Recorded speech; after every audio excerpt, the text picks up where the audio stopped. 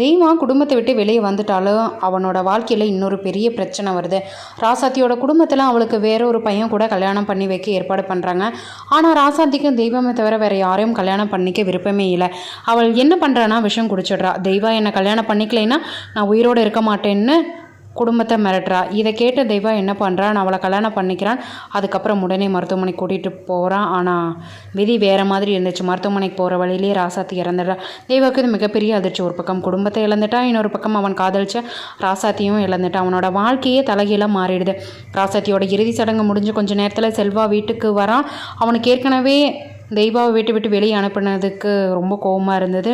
அவன் நேராக ராமசாமி கிட்டே போய் நீங்கள் தெய்வாவை இப்படி நடத்தின தப்புன்னு கடுமையாக பேசுகிறான். அதுக்கப்புறம் என்ன பண்ணுறான்னு தெரியுமா, தெய்வாவை தேடி வீட்டை விட்டு வெளியேறான். கடைசியில் தெய்வாவையும் செல்வாவையும் பார்த்துக்கிட்டாங்க. 2 பேரும் திரும்பவும் ஒன்று சேர்ந்துடுறாங்க.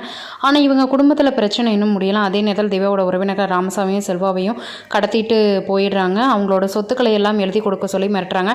இதை தெரிஞ்ச தெய்வா தனக்கு எவ்வளவு கோபம் இருந்தாலும் தன்னோட குடும்பத்தை காப்பாற்ற ஓடி போகிறான். போய் ராமசாமியையும் செல்வாவையும் காப்பாற்றுறான். இதுக்கப்புறம் தான் இந்த கதையோட மிகப்பெரிய எமோஷனல் கிளைமேக்ஸே வருது. அதை பார்ட் 3ல பார்க்கலாம்.